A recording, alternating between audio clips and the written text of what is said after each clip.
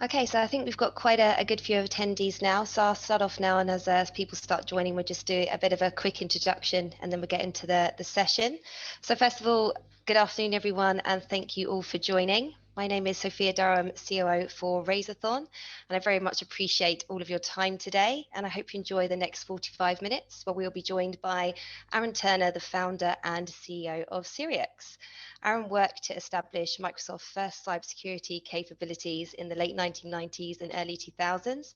Sorry, Aaron, giving your age away a little bit there, and has been recognized several times by Bill Gates as a cybersecurity leader. But just before we begin and get into today's topic, I'm going to provide a very brief background on Razorthorn and the partnership that we have been building with Sirius.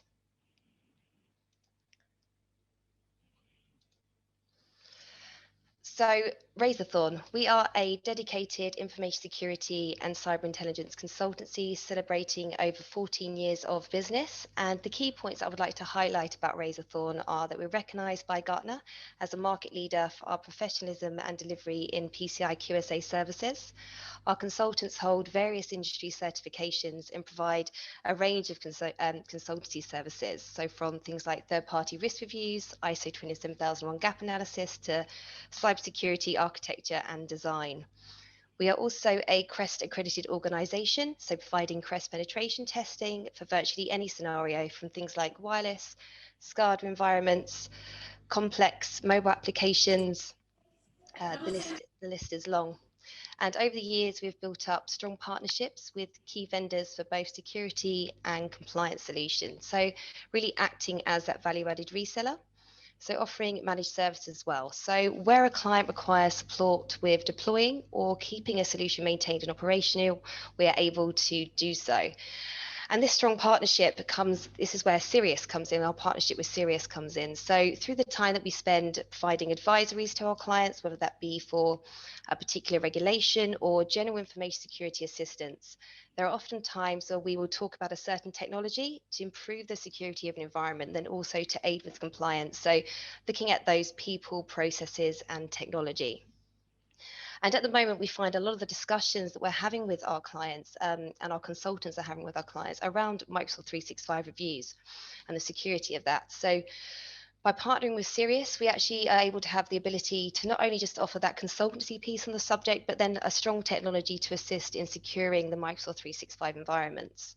So that was a very brief overview of Razorthorn. If you have want any more information or want to chat with us, please do reach out. But with that, I will now pass you over to Aaron, who will be talking to us today about Dark Halo and referring to the series of attack patterns that target Microsoft 365 users, and then how those attacks took advantage of the complexity of Microsoft 365. We also will be keeping an eye on the chat box, so we're really keen to keep this interactive as possible. So any questions, please do put those in there and we will answer those at the end. So I'll stop sharing my screen now, and Aaron, I'll let you take it away. Awesome, thank you, Sophia, and it's good to be in touch with all of you. If you wouldn't mind passing me the ability to share my screen, Sophia. Looks like I need to get that. 1 second, let's do that.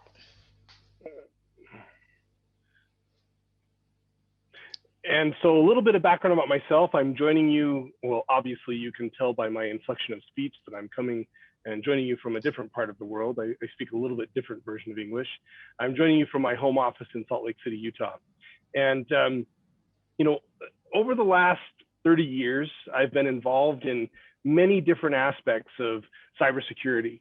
I started as a pen tester, an independent pen tester in the mid-1990s, lucked into a job at Microsoft and basically was given some great opportunities to help fundamentally change the culture of Microsoft.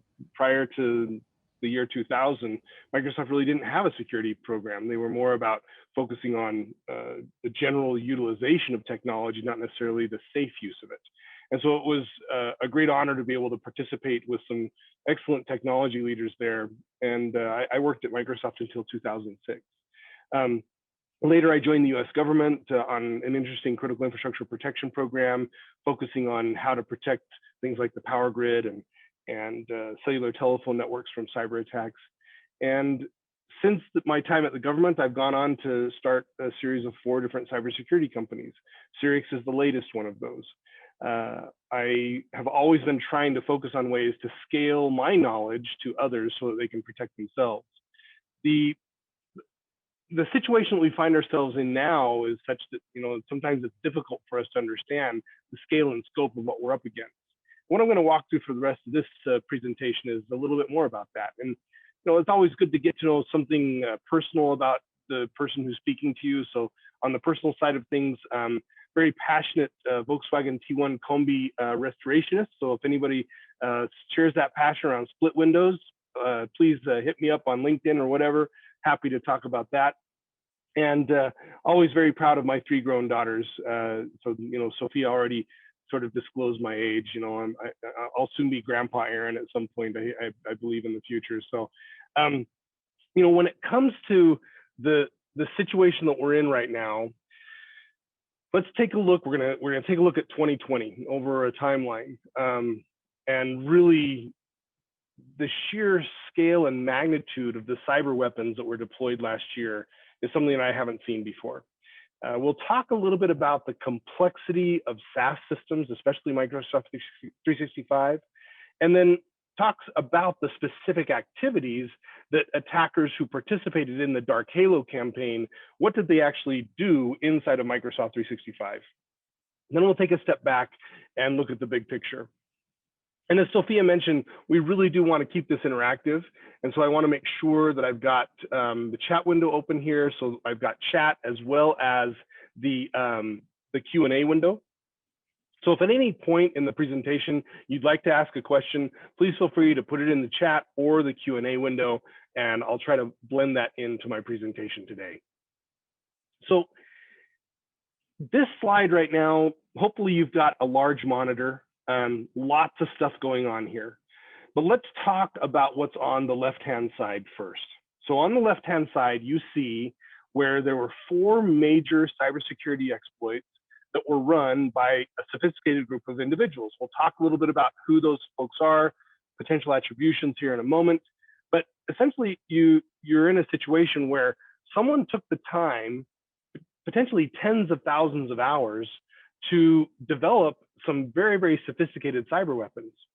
The first one started with someone attacking FireEye and taking their red teaming tools. So FireEye, Mandiant, very well known around the world as being some of the best pen testers, the best security experts out there.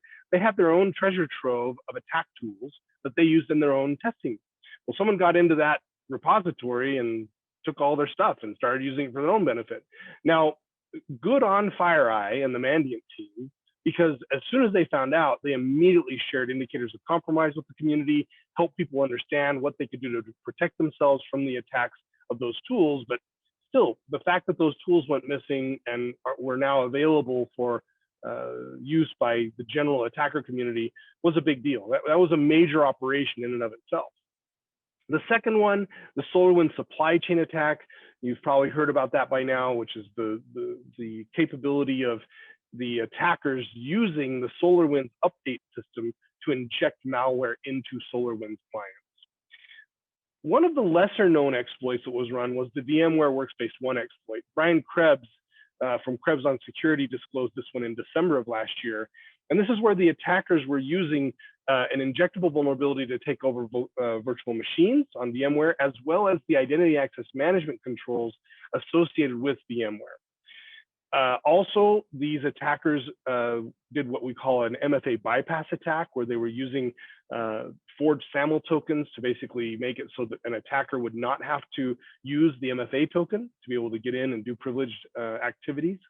And all of this culminated in the flexing from an on-prem attack, so FireEye tools, SolarWinds, VMware, Duo, into Microsoft 365. And what they did then is then run that privilege and be able to go and do several different things here. So this eye chart here, which is the columns with the red cells, this is the MITRE attack framework. And MITRE has classified this as the UNC 2452 attack.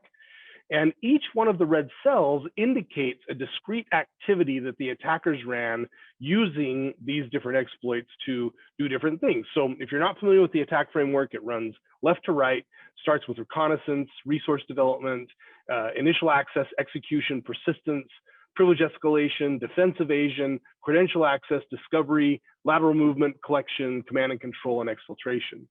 And so as you move left to right there, you can see which columns are lit up the most. And look at that central column of defense evasion, right? This is something that you should understand from this attack. The indicators there, those red cells indicate how successful they were at defense evasion. We'll get into some details there. And so the reason why this particular attack was so successful was because of the complexity that's involved in Microsoft 365. So back in 2017, I began to do some research focusing on Office 365 security as the result of a large consulting engagement that I was involved in. And we were invited by an organization with 50,000 users to basically say, how can we rapidly move into the Microsoft 365 cloud? The reason why that was happening was because this organization was in conflict, a contractual dispute with IBM, who was the on-premise exchange operator, and they basically had to move to Microsoft 365 in under 90 days. And so they came to me and they said, look, we know you've done some research here. Will you help us look at this? So over the course of 8 weeks, we maybe found 25% of the security problems that I think should have been solved. And part of it was because of lack of documentation. It's sometimes very difficult to understand what Microsoft wants you to do. And so over the course of that research, we basically came away with several different perspectives. Number one, this consulting engagement I was involved in was an interview-driven consulting engagement, meaning that I was interviewing the client, asking them what they think their settings are, and then going from there. And sometimes I'd interview one person, they think the settings were X, and another person would tell me the settings were Y. And I knew that if I could get access to the PowerShell commands and be able to run those against the tenant, I could get a truthful response. But unfortunately, that was not within the scope of the engagement. And so I had to deal with humans who were giving me faulty feedback. Now, you take humans who don't quite understand what's going on and this very, very complex environment, you've got a recipe for disaster. So fast forward to 2020, I was actually living in Luxembourg in the European Union, and I don't hold an EU blue card. I was over there working with Technoport, which is the Luxembourg technology incubator. And it's because I was traveling, I was leaving Europe every 90 days. Why should I go ahead and get a blue card, right? Well, when the lockdown hit and you don't have a blue card, if you were out on the street, you basically suffered a 10,000 euro fine. So I was very motivated to stay inside of my home. And when, with that extra time, I decided to productize this research that I'd been working on since 2017. And in the course of getting those tools developed, myself and the development team that we were working with, we discovered over 7,500 different potential settings combinations for each user within Microsoft 365. So let's say you've got an environment with 10,000 users. Well, 10,000 times 7,500, that's a lot of zeros. And it's difficult for we as humans to understand that level of complexity. And so one of the main drivers that we went for in developing the Siriux scanning tool was to help demystify and make that complexity something that's more easily consumed by mere mortals. So we had a lucky break. So I basically took advantage of the time of being locked down in Luxembourg. Unfortunately, I eventually had to leave because I did not have a blue card. And so in May of 2020, I left Luxembourg and moved back to the United States. But the lucky break we had was in the August and September timeframe, we got a phone call from some of my friends at Microsoft. As it turns out, that the Russians had used a series of exploits to gain access to the Microsoft 365 tenant in US Treasury and other US government entities. Now, let's go back here. Let's go back to this slide. So remember how I told you that this was, lots and lots of people working on this. In my estimation, the combination of these 4 exploits and the pivoting into Microsoft 365 was something that ranged probably between $20 and $30 million worth of research and development. Like, this is a major program, lots and lots of people involved. Why would the Russians fire a cyber weapon worth $20 to $30 million? That's a big deal.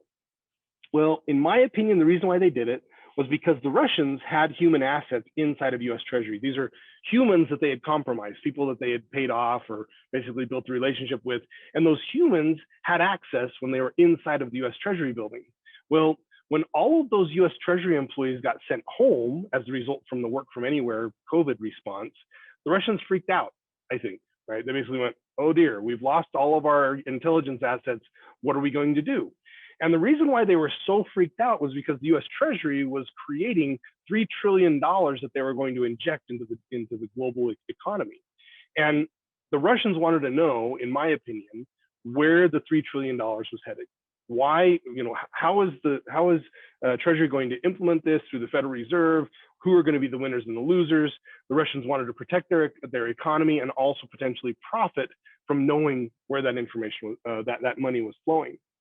And so, what happened was, beginning in March, now looking at the indicators of compromise, basically, essentially at the beginning of March is when the Russians pulled the trigger on this, and they stayed quiet until the August-September timeframe, right? They essentially stayed undetected. That's a long time in cyber terms, especially against sophisticated groups like US Treasury, who partners with the National Security Agency and the CIA in doing, and the Department of Homeland Security in doing cyber analysis of their defenses.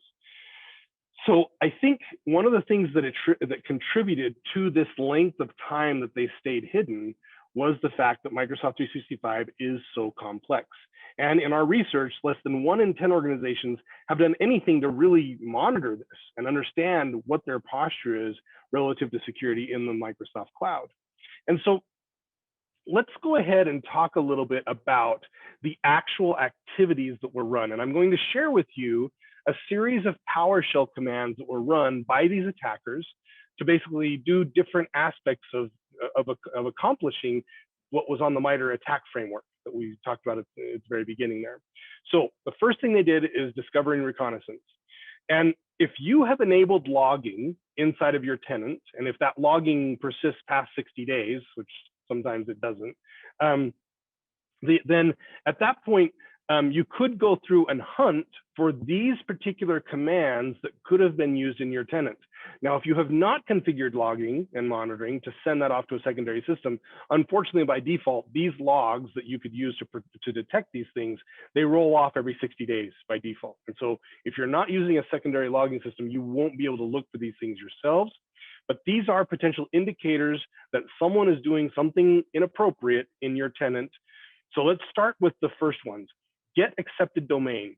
What the attackers were doing with this get command was understanding what alternate domains could they use to enter and exit through email in and out of the tenant by using emails to send and receive command and control activities, infiltrate and exfiltrate data. They were trying to understand mailbox configurations, understanding who had management roles inside of Exchange Online, and looking at the organization config to look for weak spots where they could use it to go and look for ways to either infiltrate or exfiltrate. Now, in certain cases, in hybrid Exchange environments, they would then run on-prem Exchange commands about getting the OWO virtual directory and the web services virtual directory. Those proved to be very valuable in being able to get information in and out of the environment, because it just looks like Outlook Web Access traffic, right? So it basically is a really good way to blend in. I see that we just had a question here. How do you know a hacker is within your system and has entered the Hyper-V where they can gain control and do damage? Is there an alert that can warn you? So these are some indicators of compromise that I'm just going over here right now that would tell you if someone's doing something inappropriate. And so basically you would want to have traceability about PowerShell commands like this and to be able to rationalize them against our authorized users. And so that's the way that you can do that view. Now, at the end of this presentation, I'll talk a little bit about something that we're working on with Razorthorn to be able to help you detect this at scale. So the next piece here is they set about exfiltrating data. So they did their reconnaissance, they found their individuals that they're interested in, then they set about enabling exfiltration channels.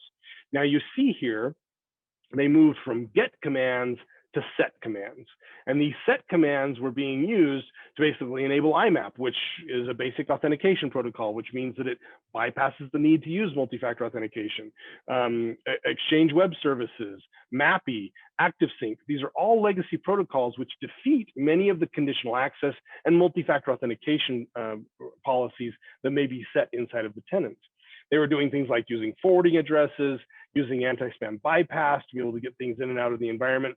Now, one of the things that's really interesting about IMAP, and I'm partially responsible for the mess that is IMAP, because in the early 90s, I worked on the RFC to basically established the IMAP protocol. When we wrote the RFC for that protocol, it is a bidirectional content delivery protocol. It's basically meant to be like a web drive, right? Something like OneDrive or Google Drive is today. And so IMAP became a very, very powerful tool for these attackers to both infiltrate and deliver their exploits into the environment and proliferate them, as well as exfiltrate data, not just from mailboxes, but you can set IMAP up to become a proxy channel that takes things from SharePoint and OneDrive and other things as well. So IMAP is a very, very powerful protocol, and one of the reasons why we recommend to make sure that it stays disabled, because there's really not a good reason to have IMAP enabled today. So in addition to exfiltration, the next thing they focused on was activity obfuscation. So by disabling auditing, by turning the audit log age limit to 0, they basically were able to hide their activities. So think about this in the US Treasury, right, where you have tens of thousands of users, all of that logging and telemetry coming from the Microsoft tenant. Well, in that case, you know, if it just so happens that 15 users out of 10,000 are no longer sending you audit logs, then the likelihood of seeing that is fairly low. One of the lessons that I learned when I did some cross-training with folks in other parts of the US government is that when someone is tasked with doing something that's going to end someone's life, like sending a missile through the back of a car or something with a drone, they're trained to use both positive imagery, so what you would perceive as a normal, you know, human viewable Google Map type thing, and then also look at a negative image, right? Because sometimes a negative image teaches you something. And so, and I just saw a question in the chat here, would the lack of logging be noticed? Well, it isn't if you're not looking for it. So that's one of the key things here, is that it's not just about what you're receiving, it's what you're not receiving. And being able to have that indicator that someone has manipulated the logging to the point where you're no longer able to receive the information that you need to be able to do threat hunting appropriately. And so if you think about what we've learned, you know, the default settings that Microsoft has set for Microsoft 365 are not appropriate for everybody on planet Earth. Microsoft themselves states that the Microsoft 365 tenant in its default state is great if you are a public relations or marketing company, meaning that you're in the business of proliferating information. Those default settings are not appropriate if you are a bank or a government or a healthcare organization or any organization that has a duty to protect information by having to promote or proliferate information. And so we've helped dozens of organizations respond to these nation state attacks against their Microsoft 365 tenants. And we've now seen that these attacks have proliferated. They're not just the sophisticated adversaries. You've now got the copycats that are using us against tens of thousands of additional organizations. Microsoft is on the record now as stating that they know that at least 50,000 organizations have been compromised through these. Through other channels, I think that we're going to see many, many more that have proven to be compromised, probably in the hundreds of thousands on a global basis. And you know, this dark halo style of attack is now penetrating tenants, and we're going to see this as a new wave. Now, you know, Microsoft themselves has stated that this was a very, very sophisticated attack, but unfortunately, in the world of cyber warfare, when you fire a cyber weapon, you know, it's not like a one-time use thing that it automatically disintegrates and no one can reuse it again. Well, in cyber warfare, when you fire that weapon, you now have a proliferation problem because someone can copy it and use their own approach, tweak it a little bit to make it more difficult to detect. And so we're now in the proliferation phase of these Microsoft 365 attacks. And I think something that's going to be very important to realize is this is not just a Microsoft problem. So part of this exploitation path, or this kill chain, was the abuse of authentication credentials. And so basically making it so that by compromising an on-premise function, you basically could then move and say, okay, I'm going to use this on-premise privilege to then pivot into the cloud. And we're seeing this type of situation across many different cloud providers. So I think it would not be fair for us to just pick on Microsoft here. These attacks can impact any SaaS service.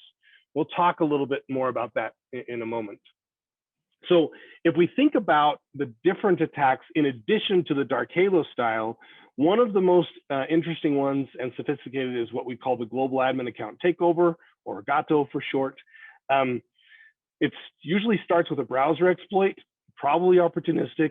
At that point, they take that browser exploit and try to then target the iPhone or the mobile device of the individual. If they determine that the individual is a privileged user, they then use the mobile phone information they can harvest from either phishing or vishing or something like that to basically go and say, okay, let's see if we can get an understanding of what that mobile phone's operating system version is. You can take someone's phone number, give it to a less than ethical African mobile carrier, and for $20, they will tell you the make, model, and operating system version of the device. Once you have that information, you can then send a targeted packet to that device. And if the device is not patched, meaning that if it's not running, I think 14.4.2 is on the iOS side, and the latest version of Android from the February patch cycle on Android, then there are exploits that you can use to clone the authenticator that's installed on that mobile device. And so we've seen this result in additional Exchange Online PowerShell attacks, where they've gotten the credentials from a browser exploit, targeted at the iPhone. In fact, in November of last year, we reported 2 0 days that we saw being used against iOS devices to clone the authenticator from them. And so, I think it's really important for people to understand that if you've got privileged users, you should not be allowing them to use an authenticator app. You should be having them use a security token like YubiKey. For myself, I am a huge fan of these things. They're just little USB tokens. This is a cryptographic key generator, meaning that the ability for an attacker to compromise this, someone would have to be within feet of me to compromise it, right? So they would have to be in this room or with a very high power microwave device that's going to probably pop popcorn in my room. That's the only way that they're going to be able to compromise that device. And so I strongly recommend that organizations use security keys like YubiKeys, contact smart cards, other security tokens that are cryptographically driven that are not associated with vulnerable smartphones. And I think that is really, really key for organizations to follow for privileged users immediately. And that will help reduce a ton of risk for your organization. Now, in addition to those global admin account takeover attacks, we've seen a plethora of what we call connectors and apps attacks. So when you sign up for Microsoft 365, you enable things like Power Automate and Power BI. And within those, there are connectors and applications that you can enable. One of those connectors is the Africa's Talking SMS connector, which will connect your tenant directly to the African SMS backbone. Now, why you'd want to do that, I'm not quite sure. I've speculated. I don't have firsthand information on why that is, but I think it's because in Kenya, there's the M-Pesa payment network that requires an SMS link. And so I think someone has asked Microsoft to link something like Dynamics or one of the Microsoft applications to M-Pesa. And I think that's why that connector is there. Well, by default, everyone has access to that. So that means that an attacker could then install the Africa's Talking SMS connector, and that could become a very effective way to exfiltrate small amounts of information, and also taking over things like SMS authenticator codes in ways that you wouldn't necessarily know about. And so I think it's really important to realize the scale and scope of security problems that these connectors and apps introduce into your environments as well. So let's talk a little bit about detection tools. CrowdStrike and Mandiant have both published detection tools. These are open source. They look at about 15 different aspects of your Azure AD configuration, and they're mainly forensic hunting tools, meaning that they're looking for particular indicators of settings that may indicate someone has been in there in an unauthorized way. But the Azure AD artifacts are only part of the problem. You've got a situation where these attackers have shown that they've rapidly pivoted into Exchange Online, into SharePoint Online, into Teams, into Intune. And so what we've done with Razorthorn is we've actually developed a scan that anyone on this webinar, we're happy to deliver to them. And it's basically a complimentary scan looking for 30 different artifacts that are associated with the attacks that we've seen. And so if you're interested in that, I would highly recommend that you get in touch with the Razorthorn folks, and they can set up that engagement so that we can help you do a scan of your environment to look for those things. Now, Are there artifacts on other SaaS platforms? So I sort of hinted at this in a few slides ago. Yes. So in August of 2020, we were engaged as part of an unauthorized API attack against Salesforce. It looked like someone had set up a Salesforce connector to look at the leads of a particular, most likely it was a competitor who did this. They were looking at the inbound leads from a company, and we believe that they were using that unauthorized API connection to then go and attempt to capture those leads instead of the legitimate company. In Workday, we had a situation in September where there was an anomalous vendor registration, and they basically registered themselves as a vendor and started paying themselves on a monthly basis, to the tune of roughly $100,000 over the course of 90 days. So, what better way to gain from your hacking skills than just to get into Workday, set yourself up as a vendor, and then start paying yourself.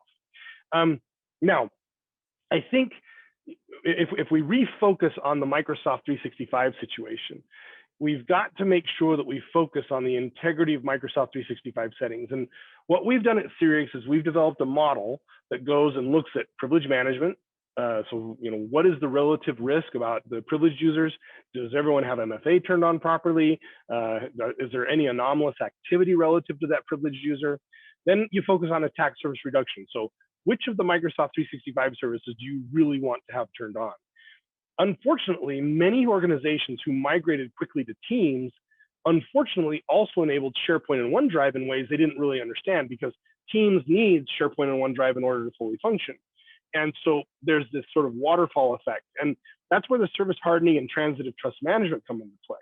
So what we've done from a transitive trust management is we've built a system whereby we look at, if you share a document through Microsoft Teams, and if you have a person outside of the organization in that Teams channel, well, have you really now shared that with them in a way you don't understand? Could they take ownership of that document without your permission and then take it into their tenant without knowing, without you knowing? And that's the kind of thing that we're looking for, is that domino effect where people set up the default settings and they unknowingly or unwittingly share information that they don't necessarily want to with outside parties.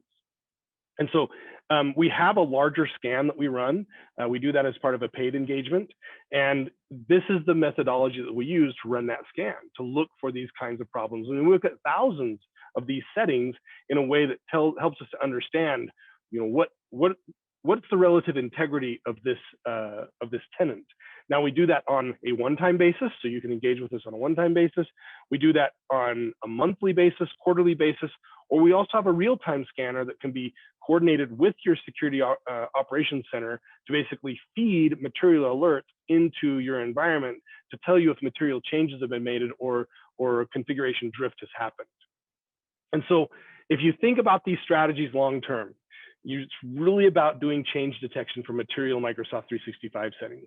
It's about making sure that you're looking for what logging you're not getting, but you want to make sure you don't turn on logging in a way that breaks the bank in your SIM, because a lot of SIMs are gated by how much data you can consume on a per minute or per hour or storage basis. And so we've been working with several of our customers to make sure that they've got good strategies to have things like Sentinel enabled inside of the Microsoft 365 cloud to serve as sort of a shock absorber for a lot of this data in a way where you don't have to break your on-prem SIM. Now, the other thing that we're really focused on is identity provider hygiene. The US government has now officially, they're on the record stating that if you're a Microsoft 365 customer, you should not use any third-party identity providers for that Microsoft 365 access. Now, this will break single sign-on. Now, and that will probably be the case until we see significant improvements in the SAML, OAuth, and OpenID Connect protocols. And so probably for the next year, you're going to see official guidance from government stating that if you're a Microsoft 365 customer, you should not use a third-party identity provider. You should use Azure AD as the authoritative provider. Now, if you do have to use a third-party provider, that means you should improve the telemetry of what you're getting from those different components of the identity provider, be that on-premise synchronization components or cloud-derived things like the Okta services and that sort of thing. And so we just had another question come in.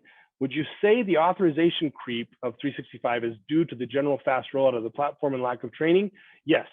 Definitely. This is a situation where, because of the speed, so the pandemic has accelerated the movement towards SaaS. And this is because of the work from anywhere. People were not prepared. So as a result, they turned on Teams for everybody at one time. They didn't really go through a risk management process.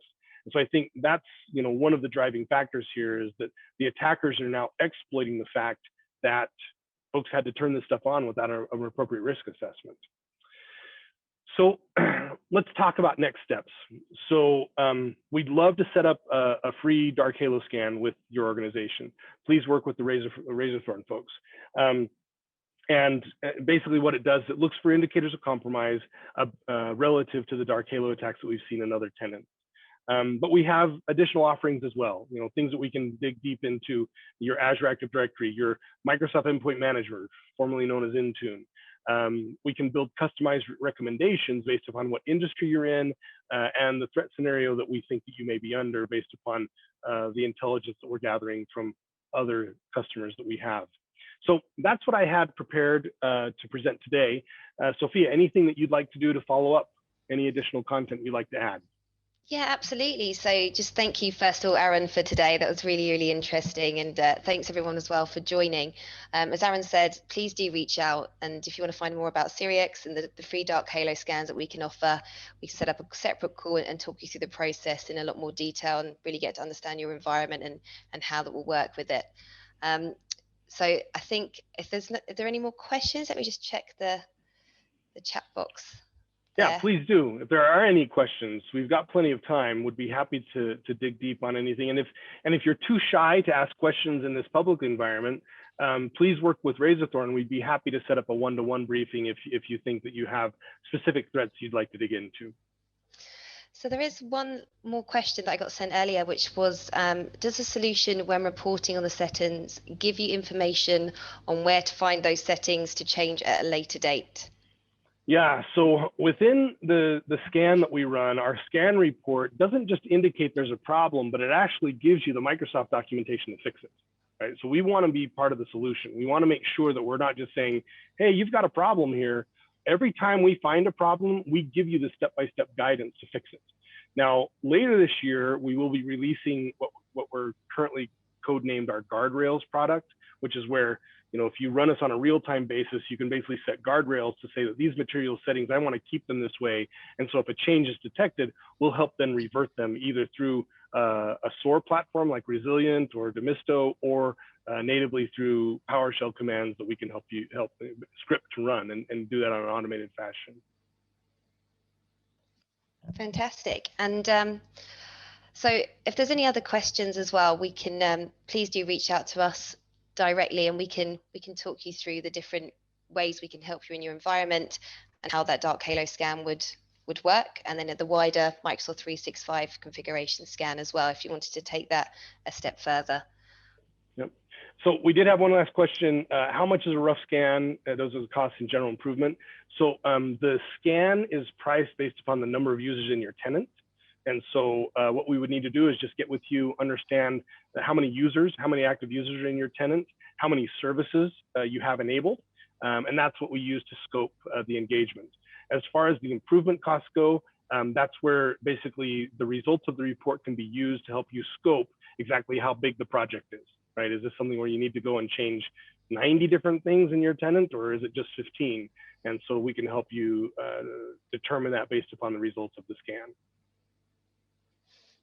Absolutely. And if anyone ever wants any advice or anything as well, we have our consultants here as well as the guys at Siriux that will be happy to jump on a chat with you guys and go through those issues or concerns, or just help you understand the best practices of anything that you wanted to talk about. Yep. Well, thank you very much for this opportunity to get in touch with the folks on the webinar. As I mentioned, would be happy to do a one-to-one as necessary. And hopefully we can get some folks interested in running the Dark Halo scan against their tenants. So thank you again for setting this up, Sophia. Absolutely. Thank you everyone for attending as well. And we'll reach out to everyone that's registered directly just to say thank you. And if you have any questions, you'll have our email address then to please reach out to us directly. Thanks everyone for your time. Cheers, Aaron. Have a great day. Bye, guys.